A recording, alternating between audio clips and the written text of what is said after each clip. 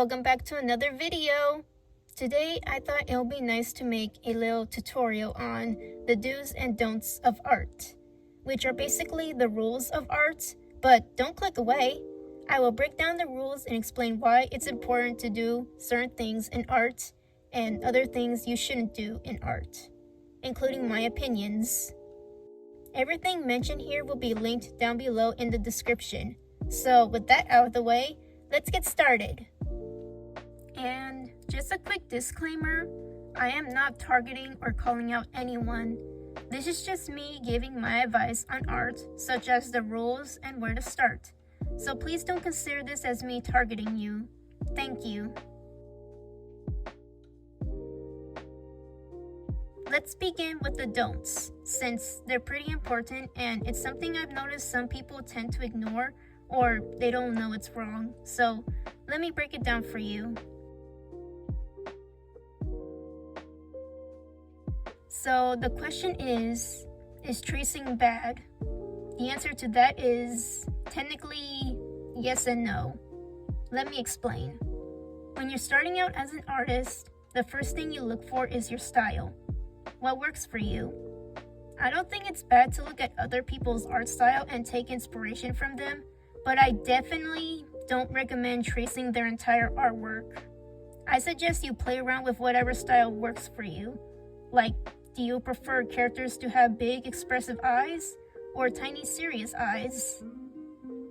I will also confess I used to trace people's art when I was younger, so I can't say I blame other people who do the same.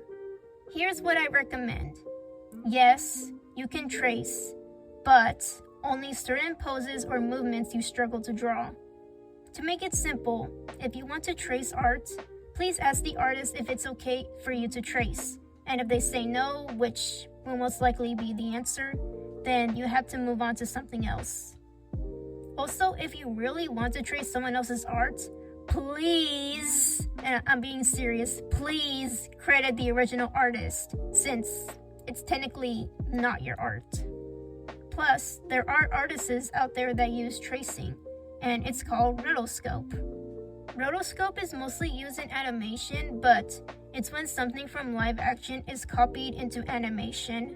I think it can also be used in art when done right, and animators mostly use rotoscope to make their animation more fluid and natural. The goal of tracing is that you learn how to draw certain poses and make it your own style, but also be comfortable with it. That makes sense, right? What I'm trying to say is, try to make it your own style. Yes, you can trace, but only to help you with certain postures or movements you struggle to draw, and also practice to be more comfortable with drawing those poses. And to make this clear in case no one heard me, no, I am not encouraging tracing. What I'm saying is that tracing is a good way to practice drawing certain poses and develop your own style. Just be sure to credit the original artist and continue to practice if you're really passionate about improving your work.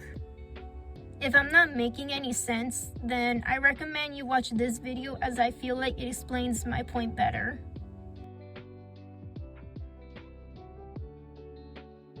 Obviously, the next thing you shouldn't do is steal someone else's art and claim it as your own. I've had my fair share of people reposting my art without crediting me, or even asking me, so I shouldn't have to explain why this is bad, but I'll do it anyways. So why is stealing art bad? Well, the easy answer is because that art doesn't belong to you, and obviously if you're going to steal art from a famous artist, people are going to catch on quickly that you're an art thief and you can't be trusted in the art community. I honestly don't get why people do this, since nowadays it's kind of easy to find out who the original artist is, but I recently started to think it's because they're jealous. I'll give my advice about this later, but if you really want to repost someone else's art, please, and like I'm being really serious right here, please ask for permission and credit them. Artists work hard on their drawings and they put so much passion into them, but when there are people out there who want to take their art and pretend it's theirs, it comes off selfish and it's only going to cause more drama. So please reconsider the next time you think about reposting someone else's art. This also goes for taking someone's art and putting it into AI.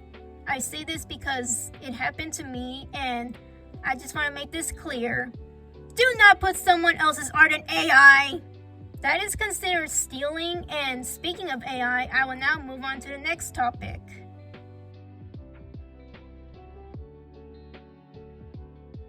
This is a bit of a controversial subject since I know a majority of people in the art community, like myself, are against AI. But I feel like I need to explain why AI is bad in the art community since I know there are people who don't understand why it's bad. So let me explain. So why is AI bad in the art community? Well, for one, and this is my personal opinion, it's not real art. I don't believe you can say you're an artist when you let a computer do the art for you. It might look cool the first time you use it, but if you take a closer look at the art, you notice the errors. I've seen so many AI images with errors, from the eyes not being lined up properly to seeing too many fingers on a human, and it's honestly jarring to me that this is what our future has become.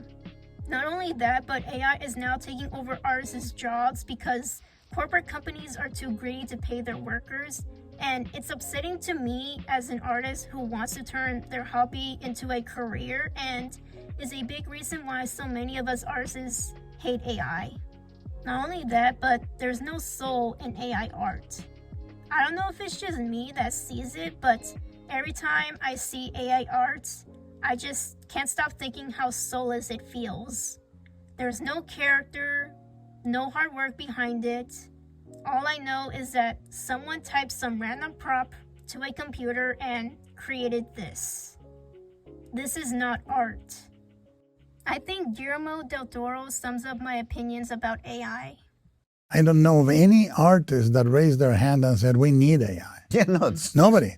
It's somebody that stepped into the middle of the party, charted, yes. and now it wants to be applauded for it. Yeah. And AI is implicitly there in particle systems and things like that.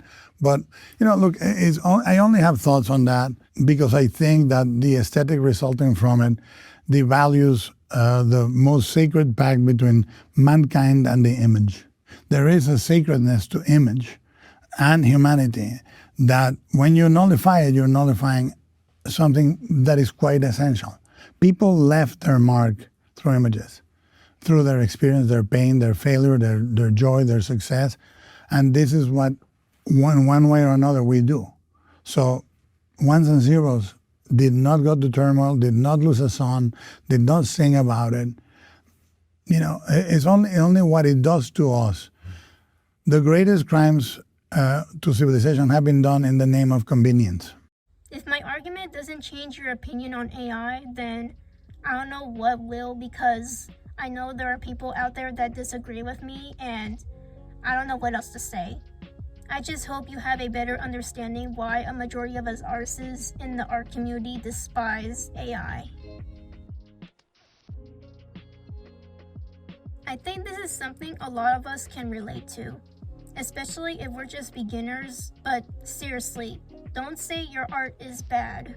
Going back to what I said earlier about people stealing other people's art out of jealousy, I can't say this about everyone, but I think this is the main reason why people tend to take other people's art. And I'm not saying this to shame you or make you look bad. I'm saying this as someone who has been in your shoes. It took me a long time for me to feel comfortable with my art style and also grow from it. In fact, sometimes I still have doubts that my art isn't good enough, but the truth is, you shouldn't think like that. Your art represents you. While some art can be considered a masterpiece, at the end of the day, it's still your art. Constantly saying your art is bad or not good enough is how you create bad habits and hurt yourself. One of my favorite things to do when I'm not drawing? Looking at other people's artwork. It always amazes me how everyone develops their own style, and it's like seeing a piece of themselves in them. Like I said before, your art represents you, and you shouldn't beat yourself up for your art being bad. In my opinion, there's no such thing as bad art. Art shouldn't be considered a chore or be expected to look beautiful. It's supposed to be a way for you to escape reality and expand your imagination. At least that's how I see it. And so what if your art isn't perfect? You shouldn't have to push yourself to be as good as other artists. I mean, look at my old art. I was between the ages of 10 and 12 years old when I drew these. It might look terrible compared to the way I draw now, but back then I was proud of myself and it just encouraged me to continue drawing. It just takes baby steps. Start out with what you're comfortable with, and once you feel confident and want a challenge, there's plenty of ways to do that. And this is where I will move on to the do's in art. So if you really want to improve your art or want to give yourself a challenge, I think drawing tutorials are the best option. You can find dozens of them on YouTube, and I think they're a great way to help you improve your art. I also feel like another great way to learn how to draw is by watching speed paints, because you can also watch how people draw certain poses, and this was something I used to do a lot when I was younger, and I think it's another great tactic to learn how to draw, especially if you want to draw digitally. I think it's also helpful if you know someone, whether it's a family member or a close friend that's really good at art who can teach you some basic techniques to improve your style. I mostly say this because my cousin has the luxury to ask her mom, who is an artist, to teach her how to draw. FYI, I'm a self-taught artist, but if you know someone who's an artist and can teach you, then good for you. You can also ask other artists for advice and how they draw certain stuff, which I think it's helpful, especially if you're in a large community.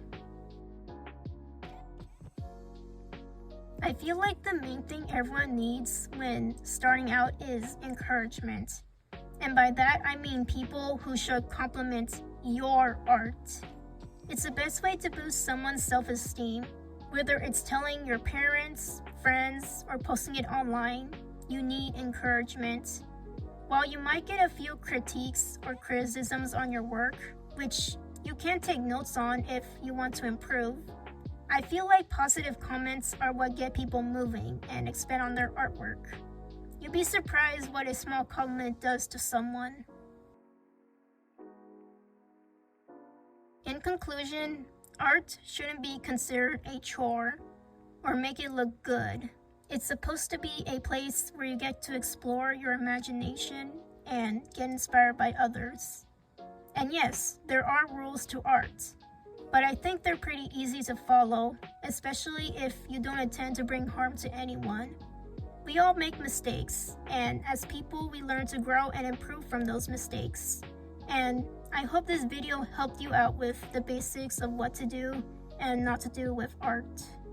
And I would also appreciate it if you share this video with others, especially to those that don't feel confident with their art or don't know where to start.